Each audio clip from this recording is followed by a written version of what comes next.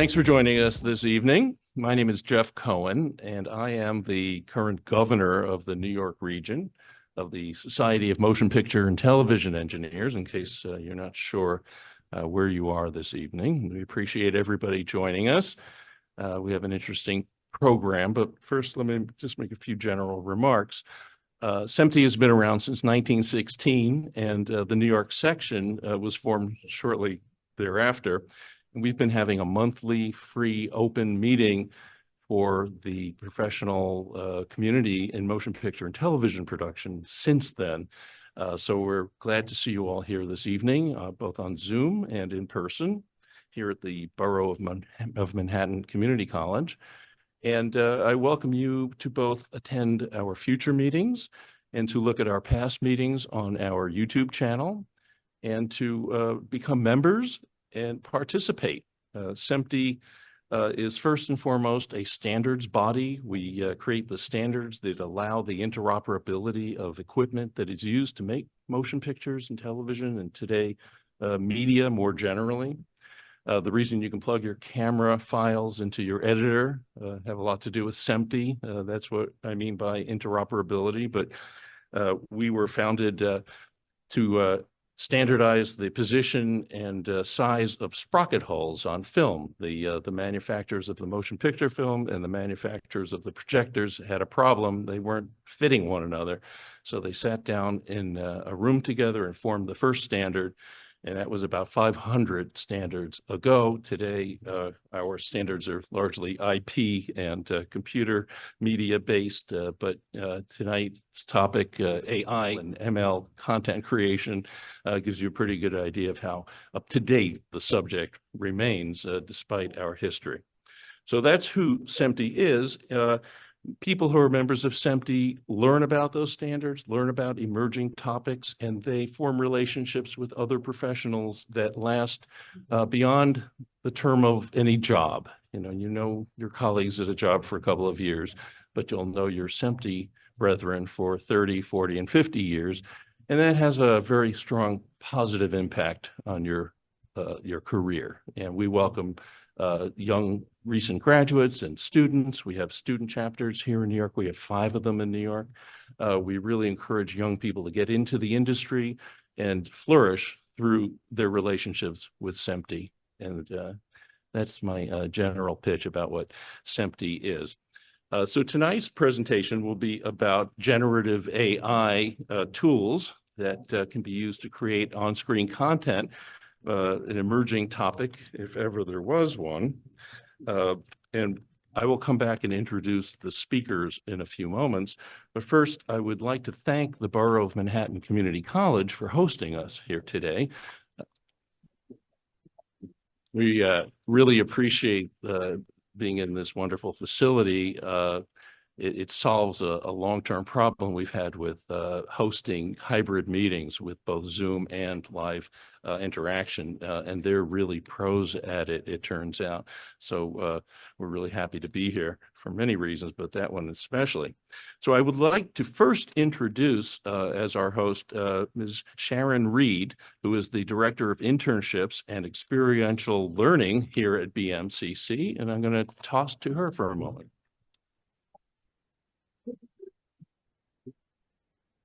Thank you and good evening.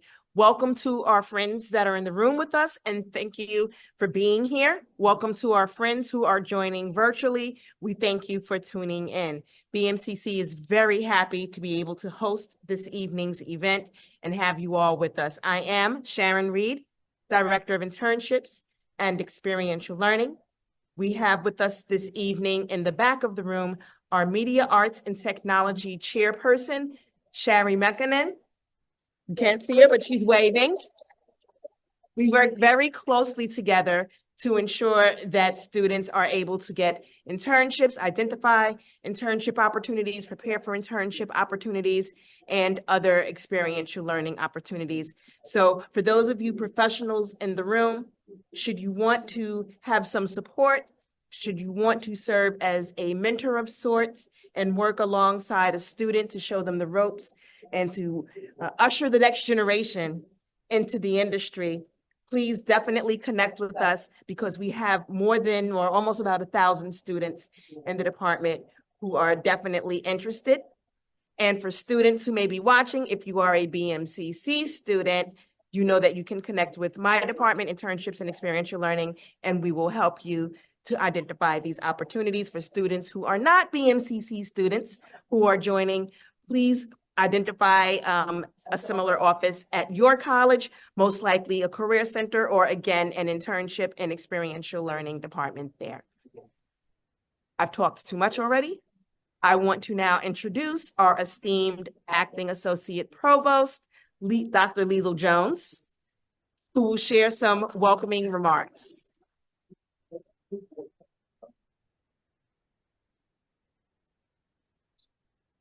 I'm actually your acting provost, interim provost. I'm currently the associate provost. I wear many hats here at BMCC. So what I want to say is thank you. Thank you for coming and participating with us tonight and sharing who you are, your stories, and sharing with the students that were able to come, but helping us build a network. BMCC is in the business of creating opportunities for students. We are in the business of lifting up our community and providing our students with the ability to create a career for themselves and to see themselves in a variety of industries. But most importantly, upon graduation, whether they transfer or go into a career, that they have that ability to have a living wage. That is something that we are moving towards as a university and as a college, that career goals are extremely important, and helping our students realize and be successful in those career goals is where we want to be and in the new business of education.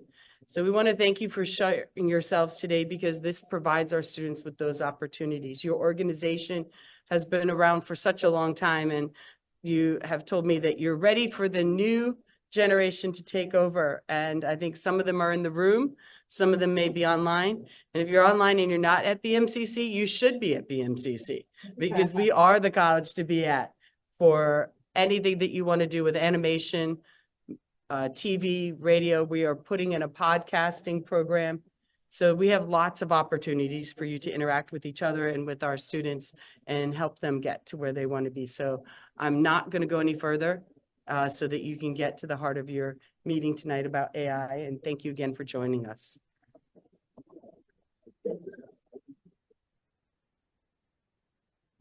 Okay, so before I introduce the speakers, I just wanted to once again thank the sponsors of the SMPTE New York section, the Friends of SMPTE program that we have various software developers and product manufacturers who support us throughout the year, including B&H Photo, for instance. We have a new sponsor that I wanted to announce at this meeting. Unfortunately, it was my personal responsibility to get their logo on the loop, but I failed in that. But I wanted to thank and welcome AJA Video, and Nathaniel Benini is here from AJA. I just wanted to welcome them aboard as a sponsor. Thank you so much. Okay, so today's program, the first speaker, am I correct? It's going to be Russell Palmer. Do I have that right? Okay. So Russell is the CEO and co-founder of Cyberfilm AI, which he founded in 2021 in Toronto, Canada, with his brother Andrew, chief story officer and filmmaker. Their multi-model app, Saga, is a tool for screenwriters and filmmakers to help with everything from their story ideation to writing the script, drawing storyboards, and even generating previs animation. You can read their founding story and vision and their website right on saga.com/press. So welcome to Russell Palmer, and if we could just dim the lights as well. Thank you. Thanks, everybody. Sorry I couldn't be there in person. My name is Russell Palmer, and I'm the co-founder and CEO of Cyberfilm AI. And we're building an app. And when I say we, my brother is an assistant director and production company founder and screenwriter and sometimes actor up in Toronto, where I'm sure you know a lot of things they filmed in Canada, Toronto and Vancouver. Maybe not so much anymore with the new 100% tariff, but we'll see. So we've been building a tool for the last 4 years, a generative AI tool, originally to help my brother with his writing. I saw an original demo. I'm here in Silicon Valley. I saw it at Stanford, GPT-2, what later became ChatGPT. And so we built something to try to say, hey, ChatGPT is great, but it's a little, you know, it hallucinates, it can get things wrong. You know, it'll forget a character and introduce new ones. So we're trying to build a tool called Saga that puts structure around these generative AI models. So the demo I'm going to show you for Saga, I'll take you through the ideation phase, where we help you with the plot and the characters and the acts. We're going to look at our screenwriting page, similar to Final Draft, but sort of powered by AI, and storyboarding. So after that, we'll be adding sound, music, video, and CGI, but let's get right into the demo. Okay, so this is Saga, and you can see I can create projects, I can create a movie or TV series, but let's start with a movie I've been working on here. It's called Shadow Protocol. Give me a little maybe wave if I need to zoom in, or if it's okay if you can see the text. Okay, great. So we interviewed dozens of writers, if not 100 by now. And what they say is, I don't need an AI idea generator. I already have ideas, you know, 6 or 7 I've been tumbling around in my head. I need help. You know, I have the hero. I want a complementary villain, or I'm bad at writing characters of the opposite gender. Give me some tips. Or I'm writing a hospital procedural. I want some AI-powered information to help me. So most people will start off by filling out a bunch about their app, maybe the log line and the title. And they'll say, okay, theme. You know, what are some good themes for movies? You know, hell or high water. How far should a man go to survive? And it's the central message of the story. So in a way, it's an educational tool. We try to teach you the things you need to decide, the questions you need to ask about your movie. But so every time you hit this generate button, you'll get 5 ideas. And these are not just based on the title, the log line, whatever came before it. This is based on everything you've written, the plot, the characters, the acts. We say for this movie, what's the perfect theme? And you can pick it, and obviously you can sort of, you know, edit it after you're done. We do things that ChatGPT doesn't do, and so we've categorized a dozen story archetypes that have been around since beyond the ancient Greeks, that, you know, most movies fall into one of a dozen categories. And so we'll give you an example from real movies and a definition, and you can even combine multiple of these. And so that's sort of going beyond what humans can do in their brain. It's hard to hold these 2 different archetypes in your head, but so we're hoping that people will come up with new ideas. So the idea here is, it's not just AI doing the work for you, it's AI taking in everything you have and then trying to give you original out-of-the-box ideas. We think that movies, you know, a lot of them, I watch something on Netflix, I feel like I've seen it before. It's a lot of the same patterns over and over, the hero's journey, the Romeo-Juliet love story, the buddy comedy. And so there's other things, the B story, right? So we give some examples here. And you know, we know that the B story, my brother's gone to film school and studied creative writing. The B story needs to reinforce the theme with secondary characters. And so what we do here is we give you 5 ideas, 1 for each of the secondary characters, 1 for Raven, 1 for Sarah, 1 for Misha, 1 for Slick.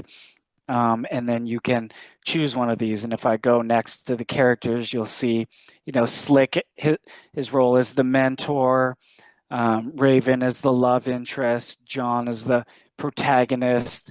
And so we're trying to help just not give you sort of cliche ChatGPT ideas, but really put work into the prompt engineering of the generative AI model and the structure around it. You know, it's hard to write a screenplay in a ChatGPT scrolling chat window, but you know, we have the name, obviously, different types of roles for all the characters.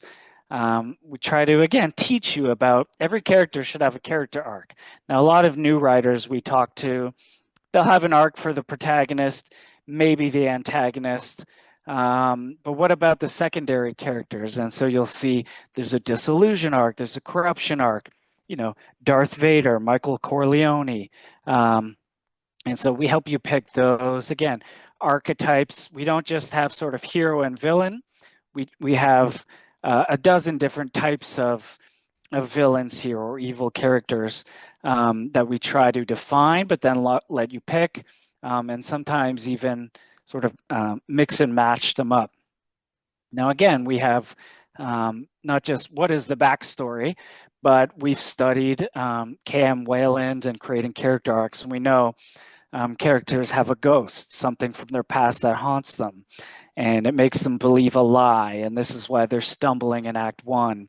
And there's something they want, you know, hell or high water to steal money, or Rocky to stand his ground against Apollo Creed, but there's really things that they need, and this is what they overcome by Act 3 to sort of have a happy ending to the movie. And so, yeah, in all these cases, I mean, we give you examples, we give you a little tip here. It's a false belief that's an obstacle to your character. When you click generate, we're using the best GPT model, the best Claude Sonnet 3.7 model, and we're saying, okay, give half a dozen ideas here that fit with the rest of the movie. And so moving on, we have pages for all the different acts, and if a lot of people will say, okay, maybe I know how Act 1 begins and how Act 3 ends, but I'm having trouble sort of connecting them in Act 2. The second half of Act 2 and the antagonist doubles down. And so again, you can hit generate and get sort of a first draft. Sometimes little bugs, but that's okay. You can just delete them, and there you go. So moving on here, we have a beat sheet, and so this is where the film and the TV model differ. But in the film model, we have 40 beats from the prologue to the epilogue, and again we have examples. We try to help you if you don't have anything written. Again, you can generate, and so it's going to take this name here and also the definition. And if you don't like our beat sheet, you can come in here. Let's say you use Save the Cat. It has 15 beats instead of 40. You can add them here, and we'll add the beat in and replace it. So then we have a script writing page, and it's very much like Final Draft or Celtics, in that you've got let's go to the end here. You've got all the same hotkeys you're used to in Final Draft, and all the different style headings, and you can upload your script from Final Draft FDX or a text file or whatever. And so you come here, and let's say you have writer's block. You can give some instructions. I want something lighter, a lighter moment, or let's say you just don't have any ideas. You can hit generate and generate, or you can come up here and say to rewrite a scene and say make this funnier or longer, and you can select the beat. And so this is if we want our users to start writing, but if you get notes from your agent or director or producer, you can put them in here in natural language, and it will rewrite scenes for you. And then the final aspect here is the storyboards. And so you can have images, you can have animation, so we call it sort of previs, or it's approaching animatics. But let's create a new shot here. Here's a recent demo I did. So you can do different styles, realistic style or sort of storyboard, hand sketch style. but Frenchie running down the beach, and click generate. And so again, we do help you with ideas for, if you don't know what, if you're a writer and you're new to cinematography and you want to see what the different shot types are, if you've seen a movie, you can probably look at this diagram and understand what a close-up is or what a full shot is. And then, so whatever you type will give you a bunch of images to choose from. And you can select that shot, and you can even come in here and say, generate video. I wanted to, we have all the different camera movements, crane and push in and pull out. So that takes a few minutes, but you can see some examples here. And so yeah, that's the basics of our apps saga. So jumping back in here.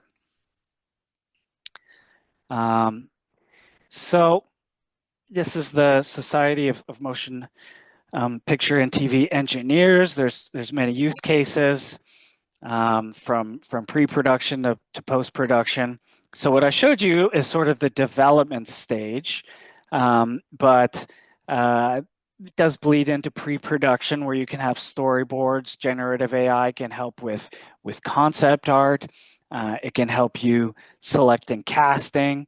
It can help put together shot lists and budgets. So my brother is an assistant director, a first AD, and a lot of what he does is this, and it's sort of tedious work he doesn't love. It's not the passion of his career. So sometimes he uses AI for it. Could even have virtual screen tests, create show Bibles. We talk to a lot of people who they work on TV shows that can have 20 seasons. And so they'll say, has Bart Simpson ever done this? Or have we ever met Homer's brother before? Or so the AI can help you look back into all the seasons and think about things that have been done, and things that, ideas you can have for the future. So in the production side of things, there are CGI characters. AI was used to help turn Josh Brolin into Thanos. And I think in the future, we'll see less of the sort of ping pong balls and the dots on people's faces and the green screens.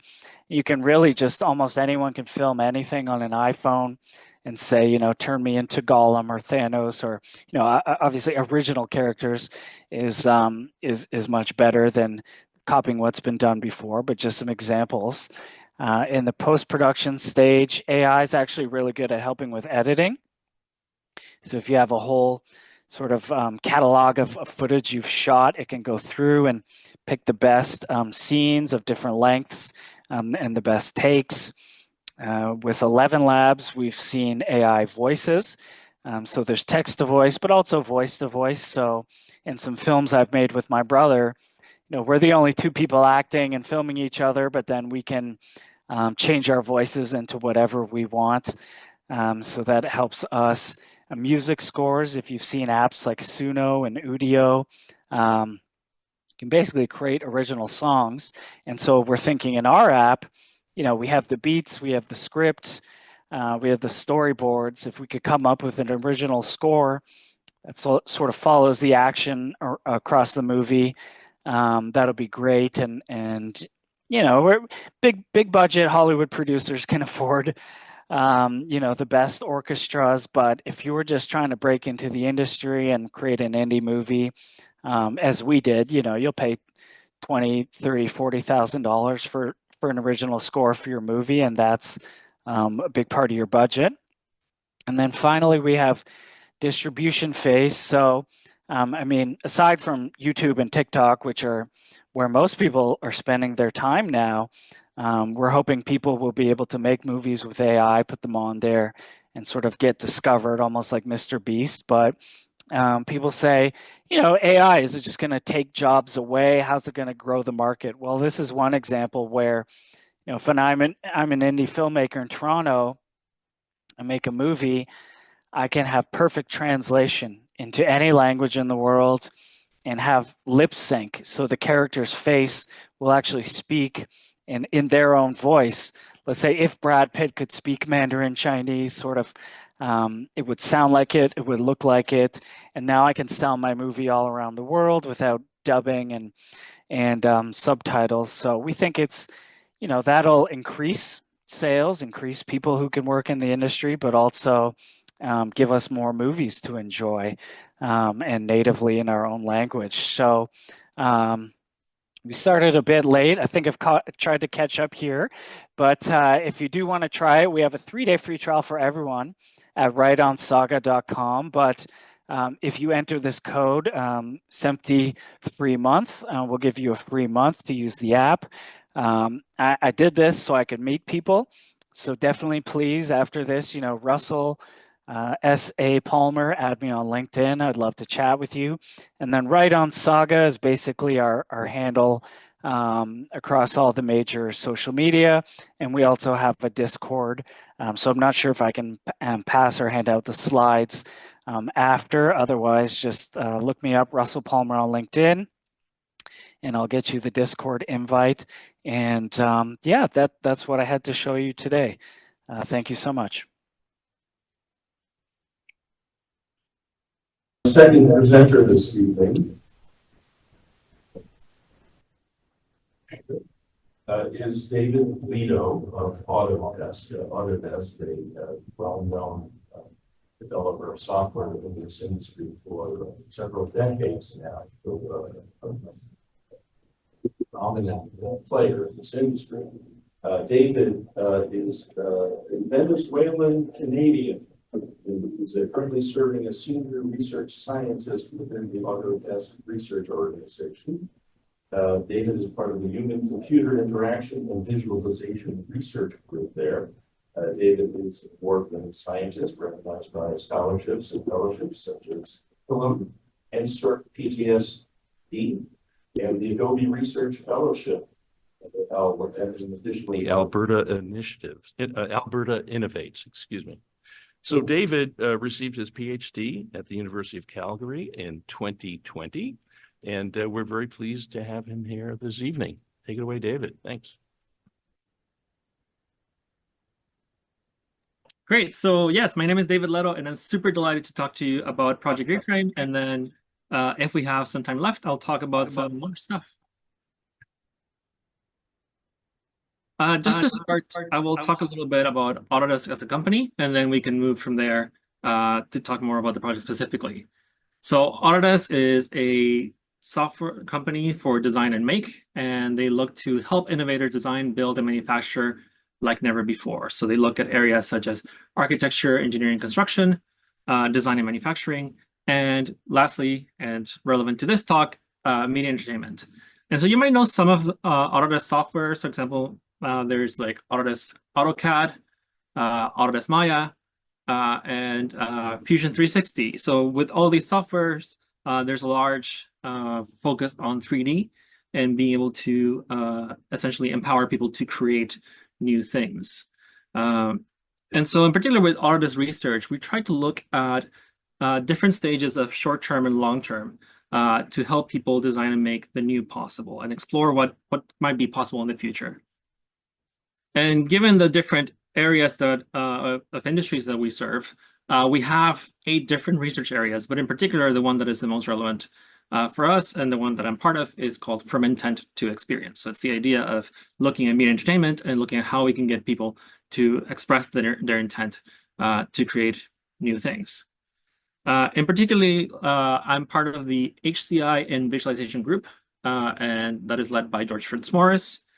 And it's a mix of scientists and researchers and engineers as well. So people often ask me what my job is, and basically I give some context of what human-computer interaction means.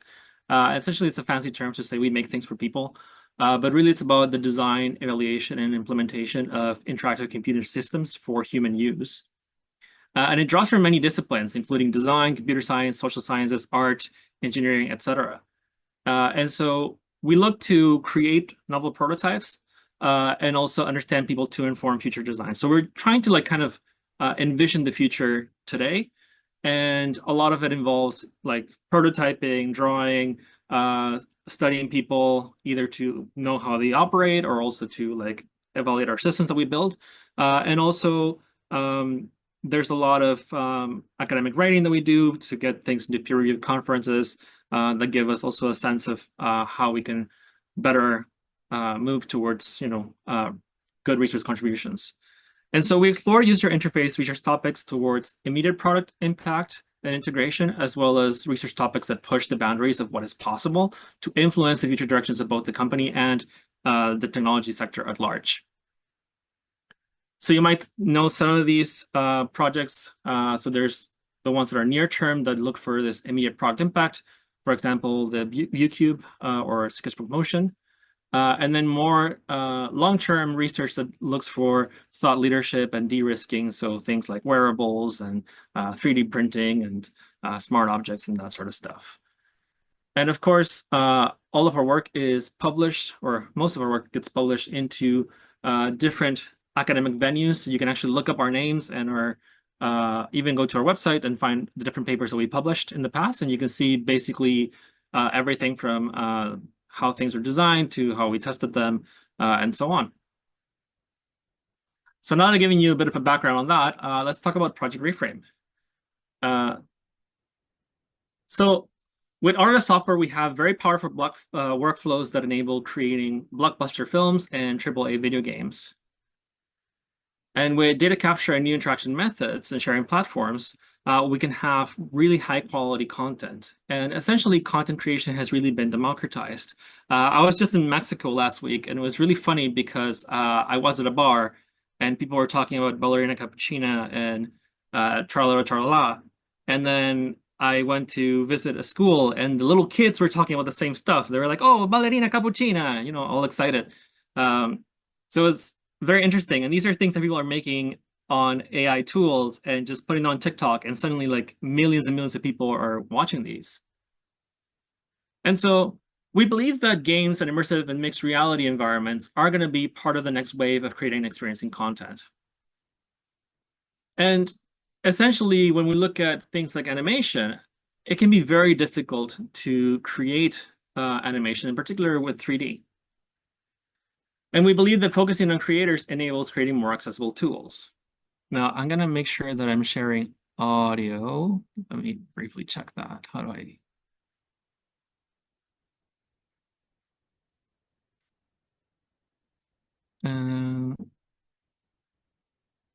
Let's see. Okay, let me know if you can hear it. Can people hear audio? The way that I see Reframe is that it's a prototype that lets us envision the next generation of animation tools before they make it into a product.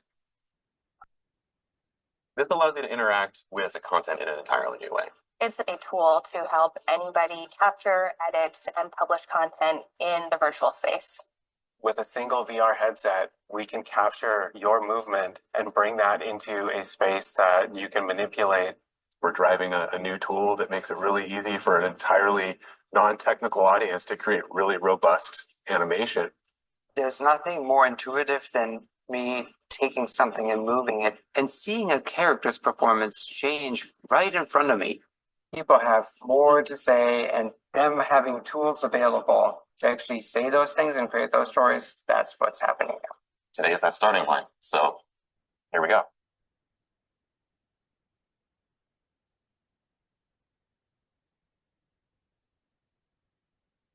So that's Project Reframe in a nutshell. And essentially, it's a way to provide people with a simplified recording interface where you can use your own body and then have an editor that simplifies the animation timeline. So basically, people can use a Meta headset, Quest 3, that has sensors that point to the sides and down, and then you can actually map your body so you can move around in space, move your arms, and it'll actually recreate those. The legs are not detected, they're inferred. So it knows that you made some motion, it'll try to kind of like complete that with inverse kinematics. And so, yeah, once you record something, you can then play it back and view the thing that you created. You can have different characters doing that animation.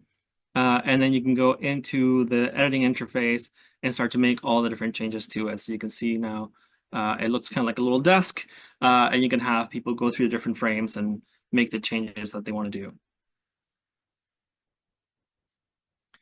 So the core principle for editing is called the time tunnel. And essentially, it's a way to edit the capture motion. And essentially what we do is we take an individual frame and we put it into a timeline. So we actually stretch all the frames into like kind of like a ruler. So time equals space. And then we can detect a set of key poses that then you can use to make manipulations manually, and then have all of the frames before and after change for those in between all those different key poses. So there's two key elements here. You have the key poses and you have the trajectory. So the trajectory here is basically the position of the different joints over time. And if you think of a motion of a character, so here's a motion in 3D, that's called a motion path. And what we're doing is we're essentially stretching that out, and then we're actually putting that into that timeline. So now you can actually see the motion and actually modify the character within that.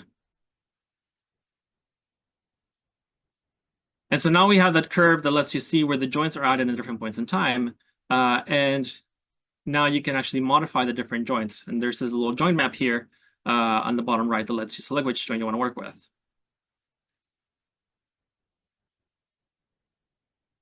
Now, to be able to know what you're going to do, you also want to have the different key poses there as well. So you can see those here on the sides. So those are the different points where the motion is the most pronounced within the animation that you recorded.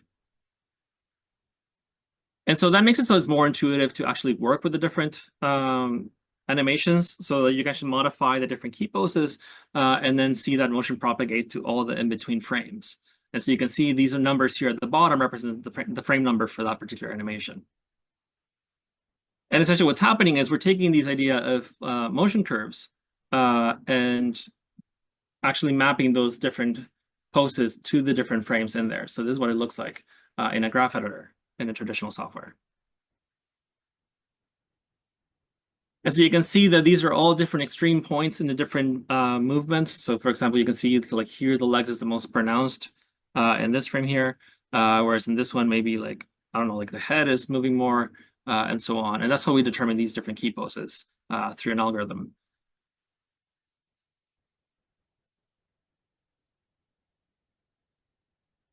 And so you can see that what's being changed is actually in between the two key poses and not throughout everything. So that makes it so that, you know, when you're doing something like jumping, it'll only do that change from the moment it actually starts to jump to the moment it ends the jump. So you can make it like, for example, bend the knees more and so on. And you can select different key poses and actually edit them, modify them. And choose where you want them to make the modifications.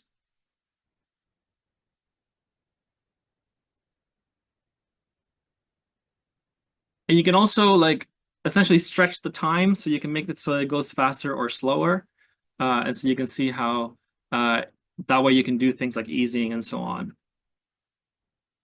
So we built a couple scenarios just to show some examples of these. So for example, you can fix different kinds of motion artifacts.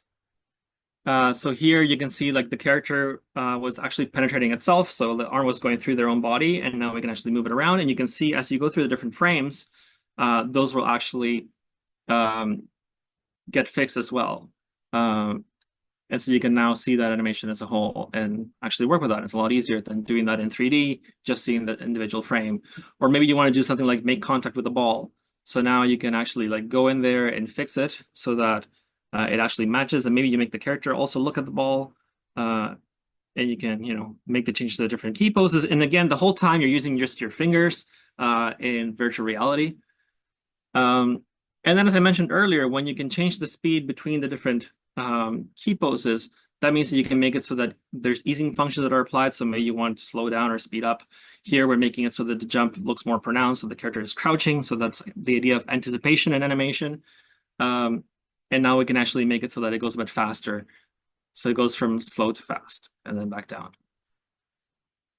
So yeah, essentially, I've talked already about how Project Reframe simplifies the character animation, and that lets us really envision the future of 3D animation as a whole, because we can start to think about how to adapt existing traditions. So a lot of the inspiration for the time tunnel came from representations of 2D animation. So very old classic techniques that look at how to represent time and space. And it means that we can also start to think about the different modalities, not just on virtual reality, but also maybe working on your desktop or also on a tablet. And this can then coexist with existing workflows. So we're actually trying to look for ways to enhance the current experience for different people and make it so it's democratized for everyone. And so this kind of helps us define a lot of our ethos for what we think about the creator of tomorrow and our vision. And essentially, we want to treat creators as future users of our platform, given the similar processes between pros and more novice users. And then create a bridge between the pro tools and low threshold software that can help people really focus on craft and mastery over repetitive tasks. And we value being active participants in shaping the creator of tomorrow and extend reach while empowering our current customer base. And so just to summarize, animation is hard, and we look to focus on creators to make things more accessible. Project Reframe is a way to simplify character animation. And this enables us to rethink the future of 3D animation. I will put this last slide at the very end because I'm going to show another project, but stay tuned for that because then you can take a photo of that if you want to get more details about this particular project. And with that, I will now switch decks to another presentation. So it's another project. It's called Paratrooper, and it's a way to explore visually the creation of different character casts using generative AI. It's called Paratrooper because we have para for parallel and trooper for group or a troop of characters. And essentially, it looks at this sort of aspect of making a new character. Because at the end of it, when you think of any story, it is characters who are at the heart of it. They are the key element of bringing a world to life. And the thing that we wanted to figure out was how to support creators in making this sort of process for character design easier. So we actually had interviews where we spoke with a lot of character designers, both novices and pros across like focuses like more writing versus animation and games. We built a system to support and augment their practices. And then we tested them with different kinds of character designers to see what they felt about the interface. So we had like a couple key principles behind it. And the first one is to make things rapid. So the idea if you can think very fast, have quick instantiations, and the idea of hierarchy. We looked for ways to make it multimodal so you can use both words and sketches and image references. And we look at to have different ways of providing people with different kinds of outputs. So I'm going to go through each one of these. So first, let's do the rapid. And so you can see here how you can start to enter the different characters and describe them in a prompt. And then you can generate the images for them. But then you can also go on the left side here. And then you can give a general prompt that will affect all of the characters within this group. So then you can choose things like the age, for example. Now in this one, I basically put in the group prompt blue mechanical robot 3D. And now I can start to type in just a bunch of different sea creatures and create villains for this game and think very fast about how they might look like. So just in a couple of minutes, we were able to come up with a bunch of concepts to start to think of them. You can also use the different groups to essentially take the same characters and represent them differently. So here we can see how they are different elements, fire or rock or water. And then we have the aspect of multimodality where we can use words and sketches and references. So for example, here I generated a turtle and I wasn't super happy with the design because it was looking too humanoid. I wanted it to look more like a sea turtle. So then I drew this little sketch here of the turtle, and then I got this new image as a result. Now I wanted the shell to be shiny, and so I selected that area in red, and then you can use an image. And so in this case, we uploaded an image of a ruby. And you can see here how now like the shell turned into that sort of ruby, or then we switched to an amethyst. And so it's a way to enable people to use the images that they've collected through sampling as part of their inspiration process and work with those to create their characters. And lastly, we looked at different ways of having different kinds of outputs, including overview sheets, history, and staging. So here you can see we can create these sort of character sheets that give you different angles for each character. We have a history that lets you see the different generations that you've done over time. So you can kind of go back and change And we also have this idea of staging where you can draw a scene and you can see like on the left, you put them in red and green and you can choose each character to be represented and you can type in a prompt and then kind of see them in different sort of environments, kind of to get that sort of inspiration and excitement going of like ideas of what it might look like, maybe in this case, a game or so on. And so we actually created a bunch of examples just to see what's possible with Paratrooper. So we have different kinds of stories here, and I'm just going to show that video now. Campfire Stories shows how one can create a small, cohesive cast of characters that get staged together.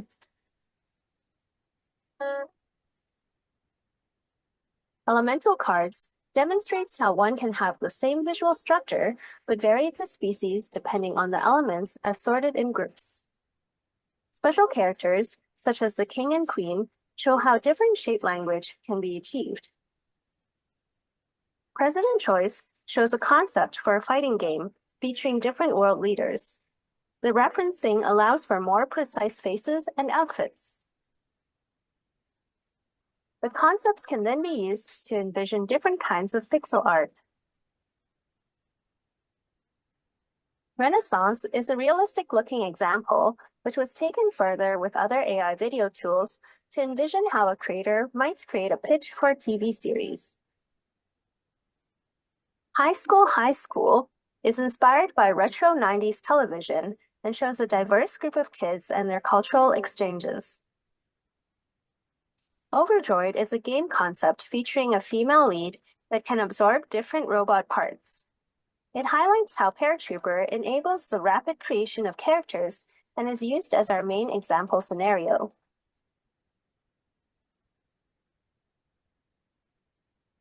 So yeah, so that's essentially the overview of what you can do with Paratrooper. And we tested it with different character designers, and we got some great feedback and looked at ways to how they use different strategies. And we have that in our paper, so you can look up our names and find out how we did it. And so again, it's this idea of having this rapid, multimodal, and varied elements to help people think about ideas very fast, have something that looks kind of final, but really be able to focus on crafting that sort of story and what you actually want to have at the end. So it kind of becomes this thing where like AI is filling in the gaps for everyone. And so yeah, with that, I'm going to switch back to that reframe last slide. In case anyone wants to take a photo and go to the website. So if you have a Meta headset, you can actually try Project Reframe yourself. And hopefully you can see, wait. So yeah, you can actually download it through the Meta app store and try it out for free. So yeah, with that, thank you so much. It's been a pleasure.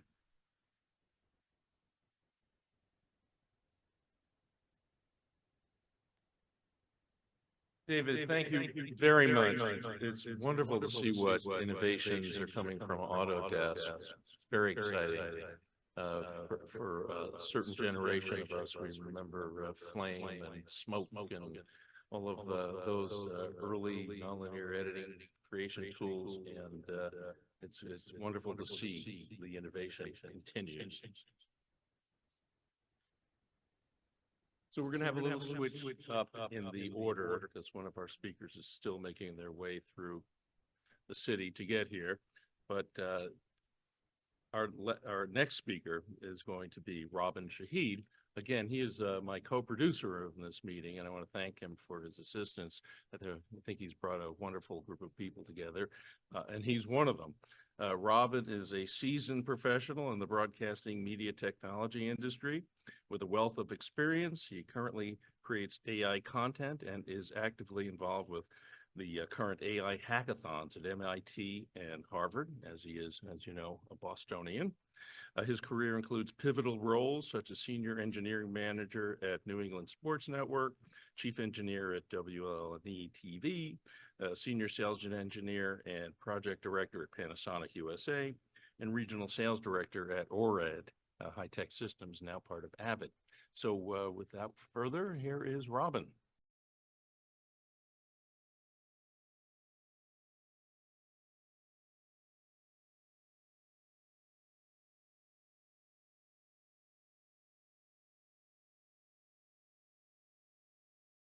Okay. So it's called a negative prompt, and to get rid of it. Another problem with AI application is not quite ready for the high-end film production industry. Typical production is you've got a lens, you select a lens and you control the depth of field. You cannot do that with most of the applications. In this example, everything was sharp.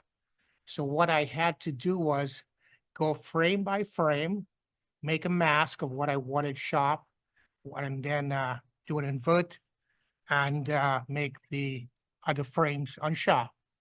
So, but it's very tedious.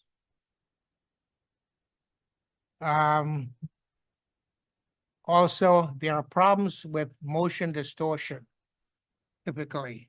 So as you can see, I'll play this back for you in real time in a minute, but you can see the eggs on the left, they will merge into each other over here when they should be separate. So that's another problem. Sometimes you may, on the script, on the prompts, which I will show you, you spell the word correctly. However, it comes out incorrect. For instance, the word is supposed to be danger. Obviously, it's misspelled. But the same prompt over here is correct, except the N is distorted. So again, you've got to do several tries to get it right. And again, the scene, to get the depth of field, I had to do several layers, make a mask, and put that out of focus. Again, depth of field for this done manually. And figure if you're running 30 frames, that's a lot of 3 seconds. That's 90 frames you've got to do. So it takes a lot of time.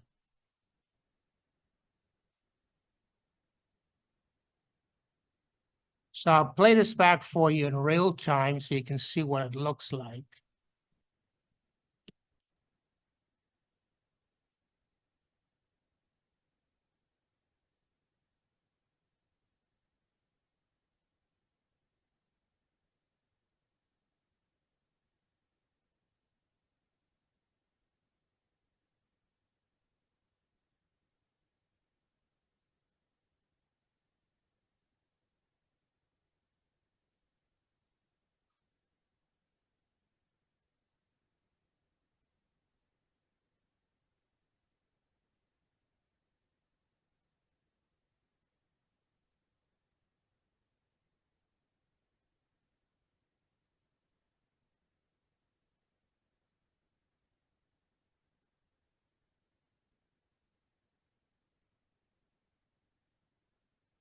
Okay, so I will show you this, an example of using the same prompt for 2 different applications. And you will see the differences in the results. So the first one, man.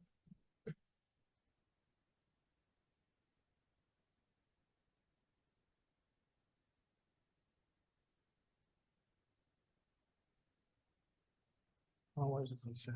Okay. When you want the sound. Okay. Yeah. All right.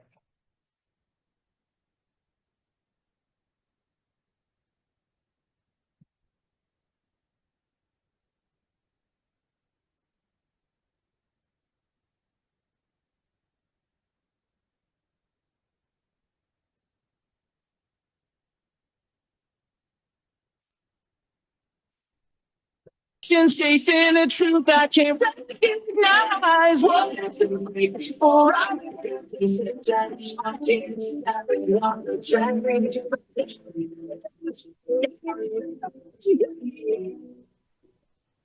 So again, if you notice on towards the end, the type for Yamaha was misspelled. So that's a common problem over here. This was using Pling AI. Now I'll show you another example where in both of them I use the same prompt. I specified the type of microphone, the keyboards, and you see a difference in them.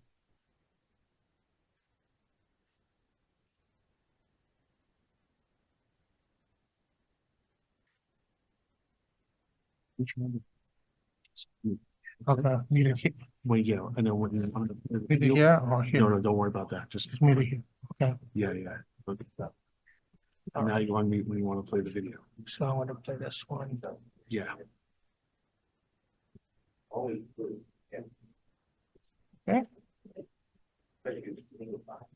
Now you turn it.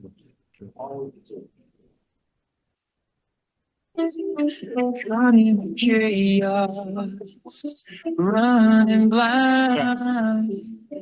How many times will we say it's over? How many nights lost in the noise? How many lies can we tell just to keep ourselves safe? It was crazy rain, so loud.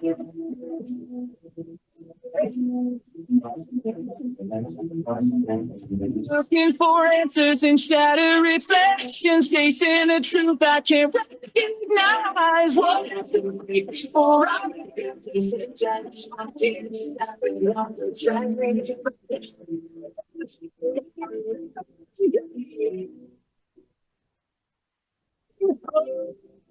Oh God, tell me the truth. So if you notice, the movements on this one, as far as the body movements, are much smoother compared to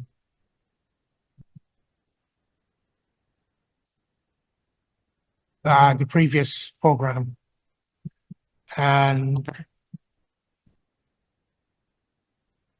so you can see as an example over here with bass drummer.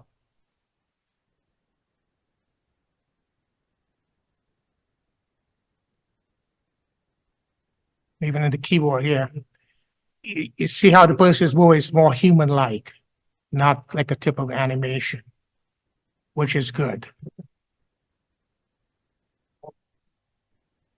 Yes, that's a huge problem with syncing AI. There are some programs now you can sync it for dialogue, but for music, it's very difficult.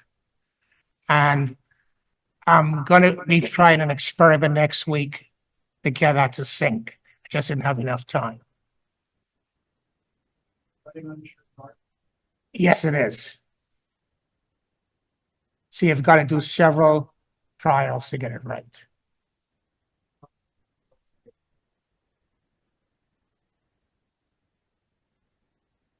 I've done stuff where I've done it 10 times to get it right. Yes. No, they're not. That's my intent, is to get it to look like Ripley. Yes. Do they, so do you know how to grading students to make them follow? Yes. I'll show you a typical example, like for instance, the bass player. So I say the prompt would be bass player, male, 20 to 30 years, and describe the clothes, wearing a black t-shirt, blue jeans, playing a bass guitar. In fact, I even specified the brand of the guitar and the model, but I found some applications will not pick up the model. Some applications I was lucky enough to picked up the model, like Yamaha, for instance. But the drums, I even specified things like a hi-hat, type of microphones, and the placement. But it still could not get it just right. They need to have a bigger database. That's the reason I chose a band, because it's very challenging to get all these little pieces together. I used Kling as well as Runway. And what I found is, for the instruments, Runway did a very good job. This is Kling. The body motion was better. So what I've been playing with sometimes is taking the video from, say, Kling, for instance, do a still, export it to Runway to get some more precise details. So it's a lot of work. Yes. So I'm using Photoshop, Lumina Neo. For instance, this shot here, you cannot generate this with AI. So this is actually 3 layers. So I took it out. I made a mask of the drummer. I used the drummer as a bass. Mask of the bass player, mask of the lead guitarist. Then I composed it, made a still, and then imported it back into the application and said, do a video of this.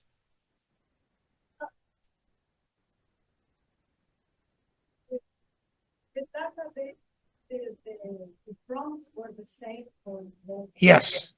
But the database that is. It's referring to is different. Exactly. We can find maybe famous people that within whatever. Right. It can, but I didn't want to do that because you come into copyright. I forgot, I had done something with Ben Franklin. Right. Word. Yes, you can, but I want to create something totally from scratch, just using AI to avoid any copyrights. How deep that capability. Yes. What did you say you used Runway? What was that? I use Runway and Kling AI. Kling, Kling, yes. And for stills also, I used a company called Night Cafe. They're based in Australia. Yes, I'll show you that stuff after.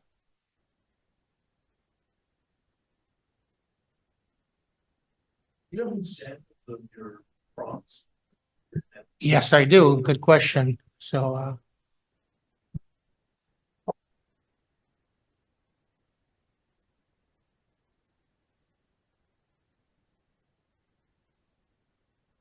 second.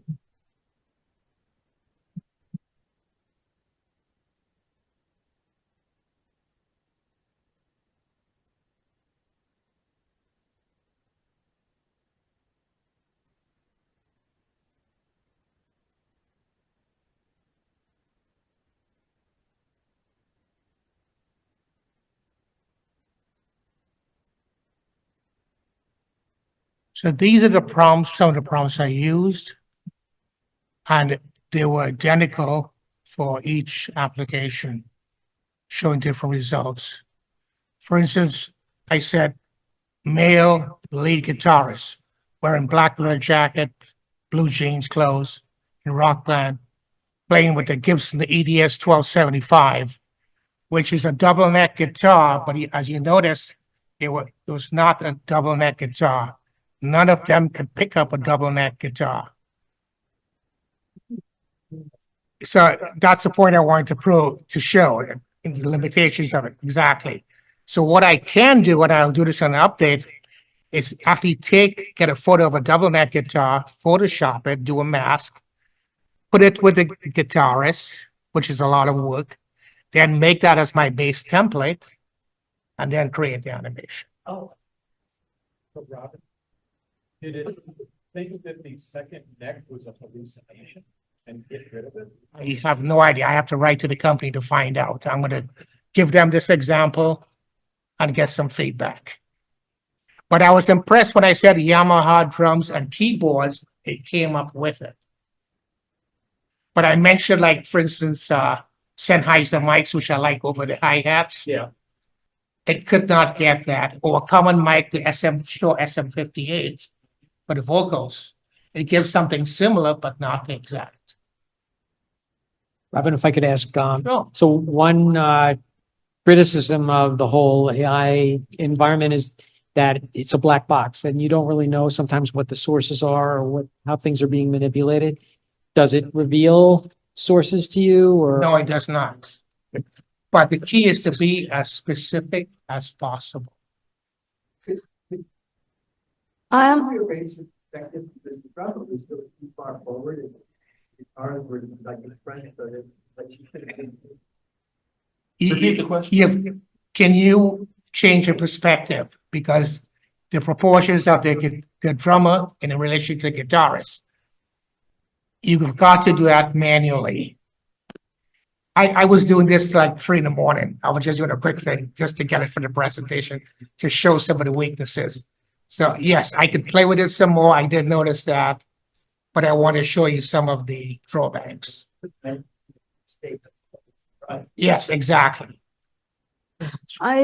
Sorry, I am, when you say manually means that you take that Yes. picture and do it in I Photoshop? cut each one, make a mask, either Photoshop or I use also And there another is, program called Lumina Neo.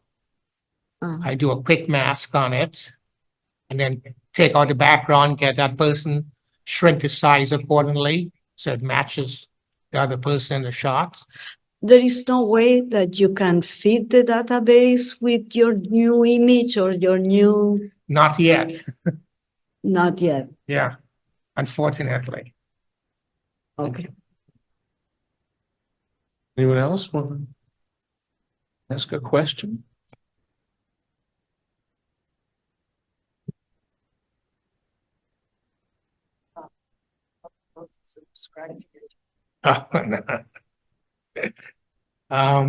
Any other questions?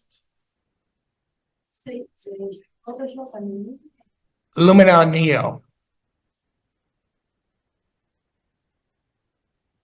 I mean, there are other programs out there. This is what I use. So, and for audio, there are two predominant apps out there, Suno and Udio. And basically it's text to prompt. So an example, you type in the lyrics, I'll show you, you can see that. So basically you type in the lyrics, and then they select the style of music and give it a file name and comes up with something. Does anybody want to have any ideas for some lyrics for a song? We can do a quick one if you want. I got plenty of ideas. Let's try it. Let me ask you a question though. Uh-huh. What kind of workstation do you work on when you're doing this work? Do you have like a high-end computer because you're using Photoshop? I use a gaming laptop. Right. I have 32 gigs of RAM, 6 terabytes of storage, and it's not enough. I keep running out. How many hard drives do you have in the closet? Oh, I've got a lot. Yeah. At least 6. And how do you keep track of all that stuff? I just basically folders and I said, okay, for instance, SMPTE project. Put it in a package. Yes. And then, yeah, okay, I understand. Because we have to package stuff all the time to get it out of the way so you can start a new. Exactly. You have to clear basically the foundation on the laptop to keep the laptop clean so you can do stuff fast, but then you got to clean it out, put it back in a store and then work again. Constantly doing that. But you must use the larger screen when you're working, don't you? I actually, no, I use this quite a bit because I'm doing stuff till like 3 in the morning. So I'm in bed just typing away. I have my wireless headsets so I don't disturb anyone else. Listen to it. Uh-huh. Well, perfect. Give me some ideas about how to plug in myself because I make too much noise when I'm doing stuff. So any idea what anyone has some lyrics they want to put in? Well, give me something. Who wants to speak on the mic? Okay. Oh, we have one. We have someone right here. A creative. Wait, what are we doing? We're doing lyrics to a song? Yeah. Oh, you know that Eminem song is like knees weak, arms are sweaty. There's mom on his sweater already. Mom spaghetti. Wait, come on up. I can't hear you too well. What have you done to me? Are you a student at PMC? No, I'm not. Okay, so give me some lyrics. Oh, you know that knees weak, arms are sweaty. Okay. There's mom on his sweater already. Mom spaghetti. You know a song by Eminem? No, I don't. Are you a pretty good typist? Honestly, not really. Okay. So that's the first line. What's the next one? There's ramen on his sweater already. Mom spaghetti. That one's pretty good.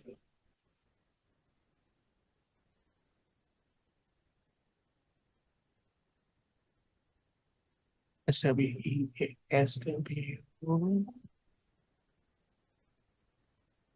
Right? Yeah, sweater already. Mom spaghetti.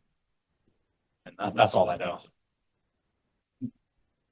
What kind of style do you want? Wait, so what was it? What kind of style do you want? I guess like rap since Eminem. Okay. So we choose the style over here. So we do rap. Yeah, it's that one. What else do you want? You want shouting? Do you want it fast? Do fast. Okay, what else? I'm not sure. I don't know before. Does that just mean fast again? Yeah. All right, let's go for that. Oh, what else? Jumpy. Let's do as many as possible. Well, Let's see.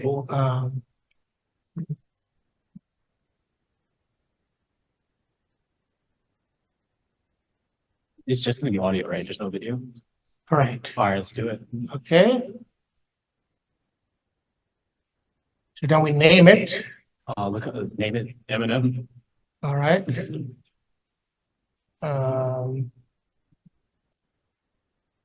Okay, so let's try it. Great. So it's doing it now. Let's see what comes out. All right, cool. Let's just go sit that back down now, or do you need the mic? Yeah, no, All right, cool. that's fine.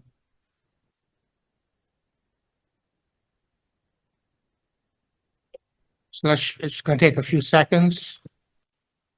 What have you done? No, you're actually good. Yo, you literally called him here.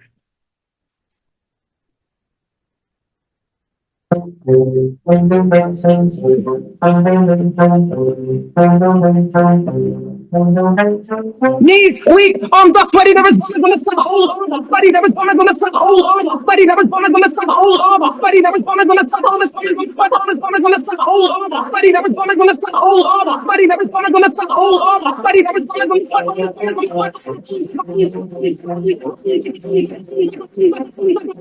What do you think? Yeah. All right.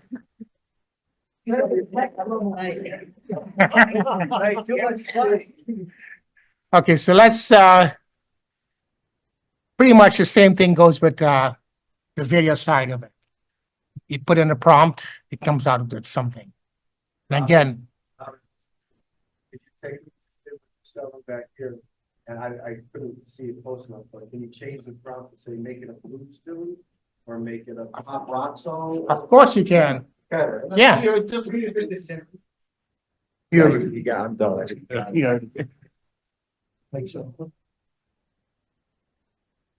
What do you do that in the prompt? Yes, so I'm showing you that right now. Otherwise people can't hear. So what type of music do you want? I was saying, just turn it, just turn that into an R&B blues tune. Rhythm and blues or anything, country western. What does it do with it?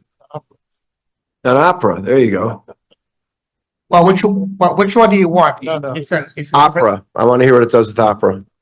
opera. Opera. Actually been interested in one. Push the envelope. Yeah. And do you want it slow, happy, melodic, what? Wagnerian. What is it? Wagner. Okay. So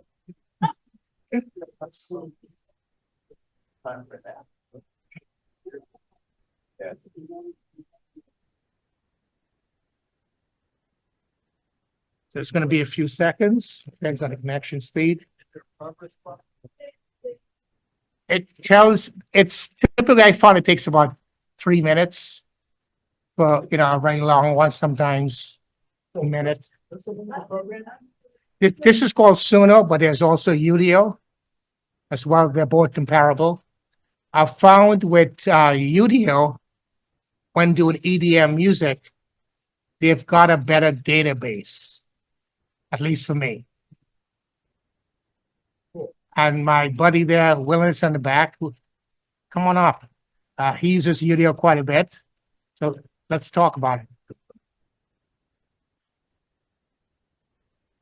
Yes.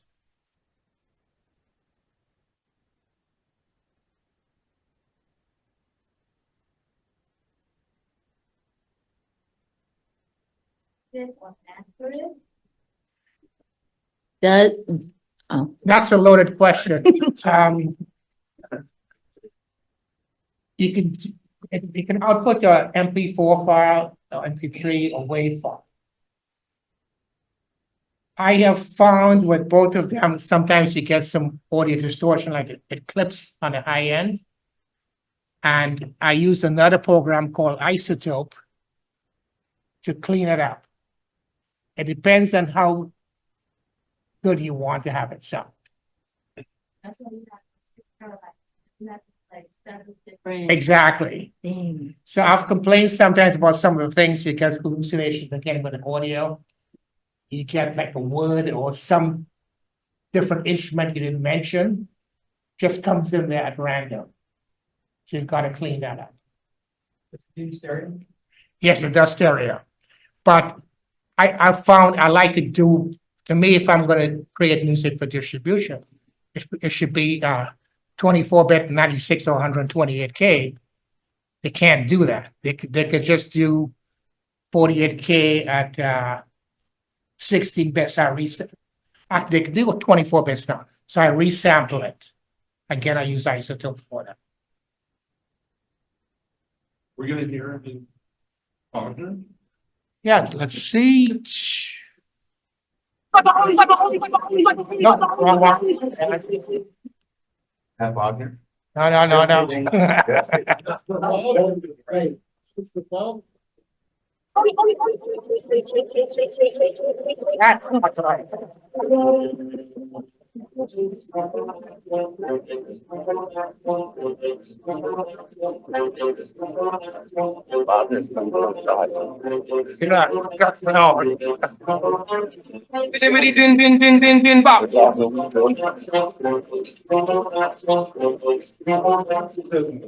It does know. It's the modern Wagner, let's put it that way. Is that Wagner 2025? Exactly. So you mentioned hallucinations. Yes, Is that a common thing as you go through creating some of this content? yes. It's a daily thing that we deal with. Willonius can tell you about it. He does it every week. So you want to talk about hallucinations? Okay. It's college. Or whatever it Question? And you'll get great. Okay. Oh, if you put the text in another language, will it make a song in that language? It can. Yes and no. Yes. I tried some stuff with Russian and it was. Here's the problem with it. Something can rhyme in English very well. You translate to a different language. You've got to make sure it rhymes and the beat is there. So unless you're very fluent with that language, it may not make sense. You've got to find someone who knows that language really well, so it rhymes. Oh, I see. All right. Thank you.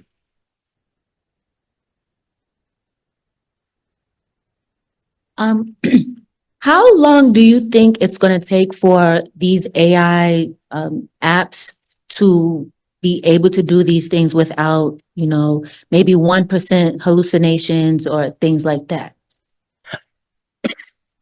That's a tough question because it depends on how the database is trained. Like I said, I used Runway, given the commands for a very specific type of keyboard. That was pretty good. It's not perfect, but another app, it's misspelled the words, could not identify the instrument.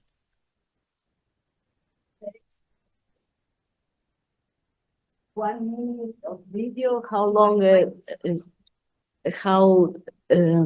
you define how long it's going to be your video? It depends on the speed of your internet connection also. So let's try it. What do you want to create for video? You mean the duration of the story? Yes, the duration of the song, Typically the it's duration of a video. Typically it's 5 seconds or 10 seconds. And then you've got to keep adding on to that. So if you look here, you see I'm using Gen 4 and Runway in this case. It can do up to 10 seconds. But typically I run for the first initial thing, I run 5 seconds to see how it looks. If it's good, I want something longer, then I do a 10-second. So for instance, this is what I created here with 5 seconds. Robin? And there's another drumstick. Exactly. So you've got to hallucinate. There is a lot of problems with motion. You get an extra stick, or and for instance, look at this on the left arm, she's using a microphone to hit the drum. It doesn't make sense. Robin, can I ask you to try something? Sure. Robin, yeah. I want to try something. Sure. Could you try a prompt of Major Tom to ground control rock and see what happens? Sure. Because there is a Major Tom to ground control. So I wonder what it's going to do with that. All right. Hey, Lewis. Willonius. Yeah, David Bowie. It may not be available. It may not have framed it. Well, we'll find out. Okay, hang on. Major bottom. Major Tom to ground control.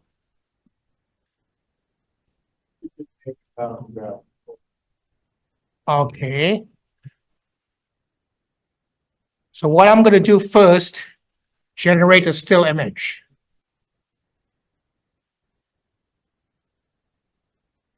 I'll look down here.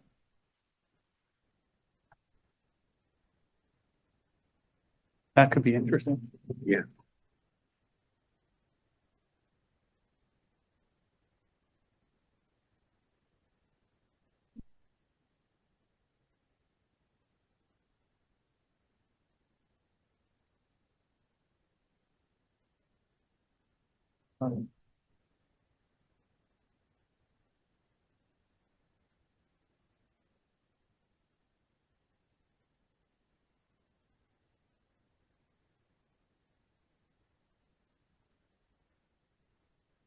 Doesn't like it.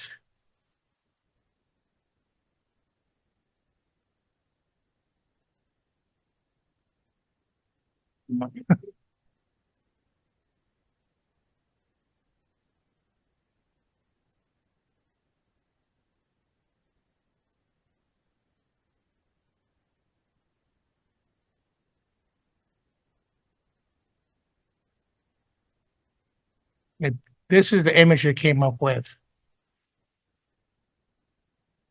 So which one do you like?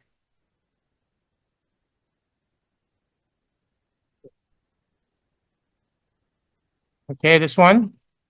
So what I do is I select that, and then if I want to do a video, and we'll just do 5 seconds.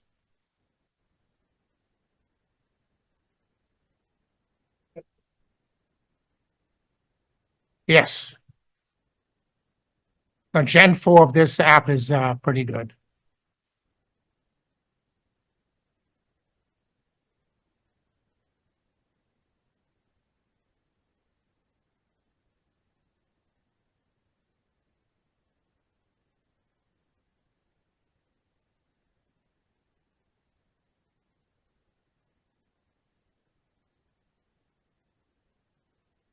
So it's in queue now. It should be a few seconds. It depends on the traffic.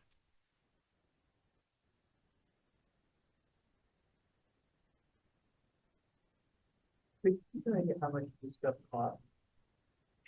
These are subscription-based applications. You can start from, there's a free thing, which is very slow and gives you limited capabilities, but about $20 or so, and then up.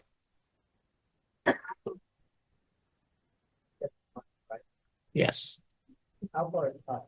$1,000? No, Willonius, what do you think? 100. He plays with it a lot more than me. So it's still in queue. It's pretty slow.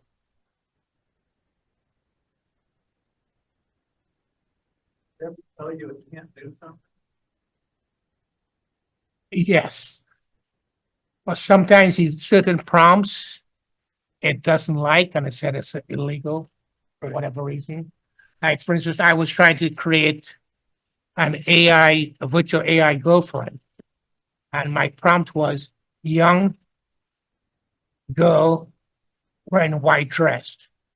And I guess the word young and girl was offensive. So I took out one of the words and then I put young woman or something, and I got it. Or specified age, like 22, whatever.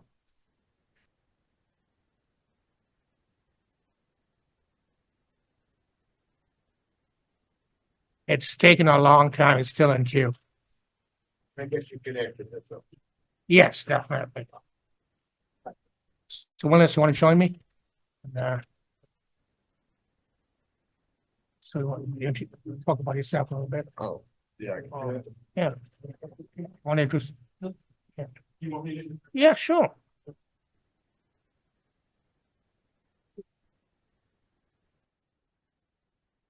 Welcome. Good. All right, continue this. So we're going to introduce our fourth speaker, who is a colleague of Robin's and is standing next to me, if you can see him. His name is Willonius Hatcher, and he goes by the moniker King Willonius. Credit due to King Vidor, predecessor. He was named as one of Time's 100 most influential people in AI. Hatcher is redefining the boundaries of comedy, music, and technology. Creator of the viral AI hit BBL Drizzy and the acclaimed comedy album Unserious, King Willonius blends sharp wit with cutting-edge innovation, crafting unforgettable narratives through stand-up, audio dramas, and AI-driven artistry.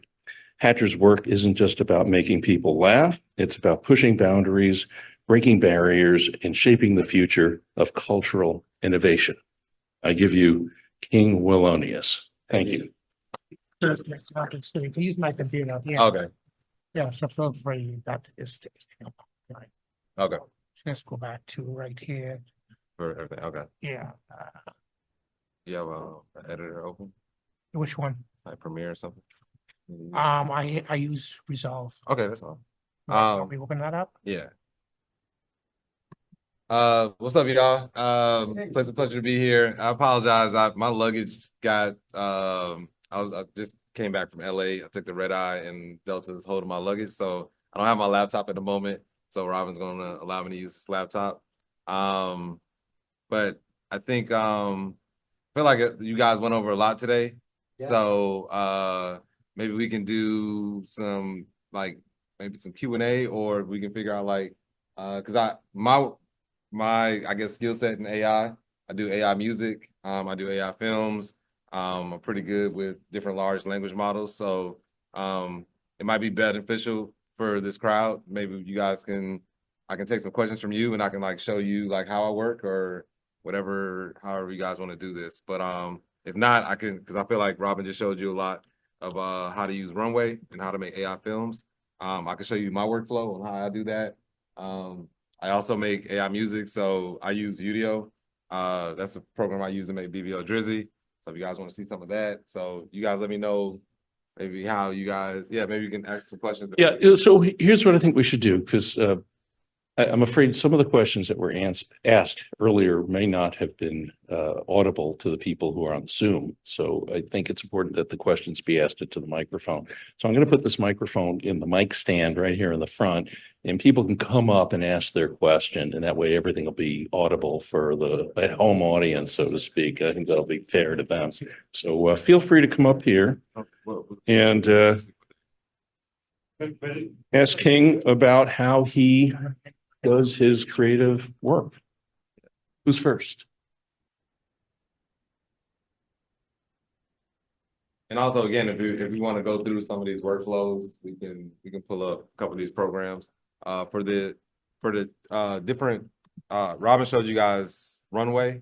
There are a lot of other tools that you can use to generate video. So they have VO, which is VO2, which is by Google, Kling 2.0, which is probably one of the best models that's out right now.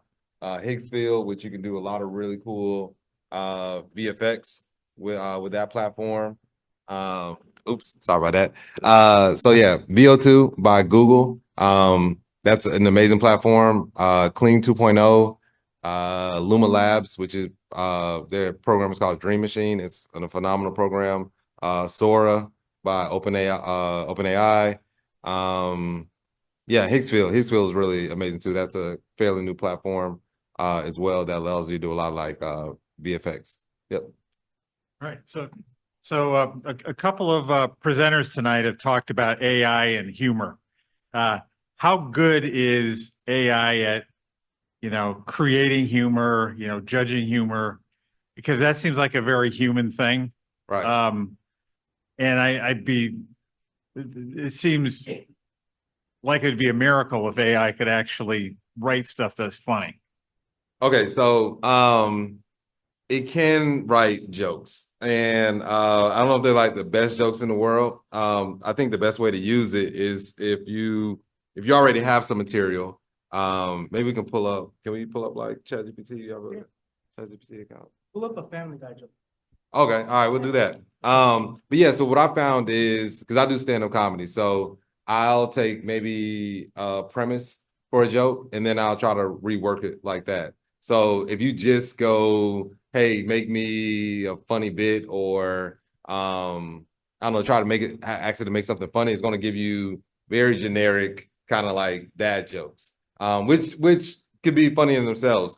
But I found that the more context you can give it, so like if you're creating a comedic story, or you're writing a script, the more you can give it. So it's like, okay, give it the characters, maybe the some of the conflicts, and then have it come up with comedic scenarios.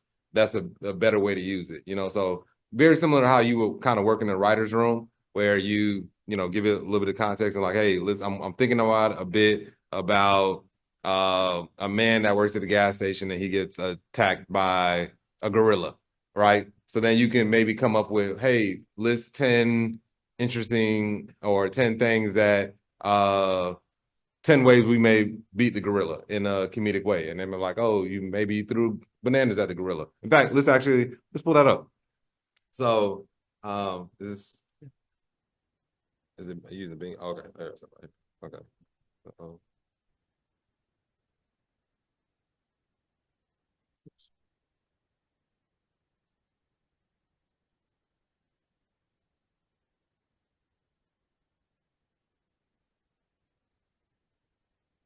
Yeah, but we can probably just use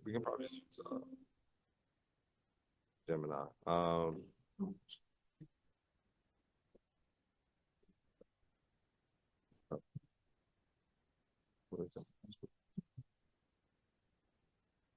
So as you guys probably know, there's a bunch of different large language models: Gemini, ChatGPT, Claude, you name it.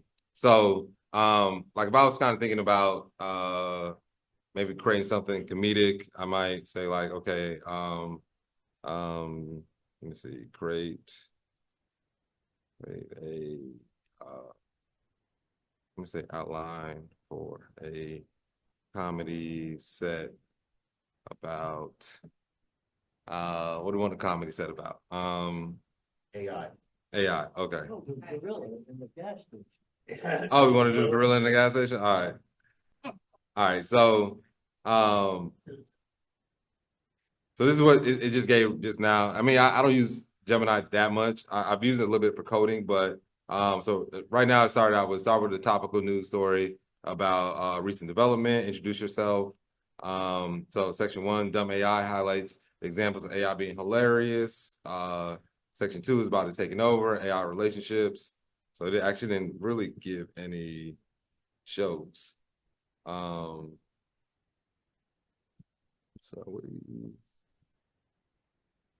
The screen looks a little different. Where do you,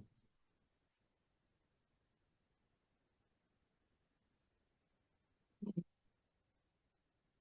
trying to actually, this the thing at the bottom where you can.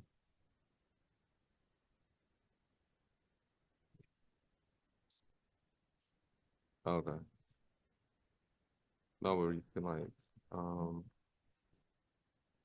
that's where you can type.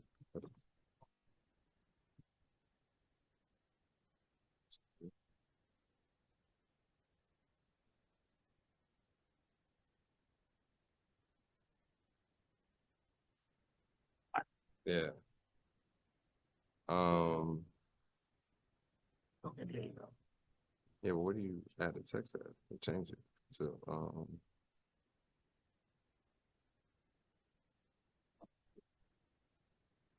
I apologize, y'all. I don't really use, this interface is a little bit different.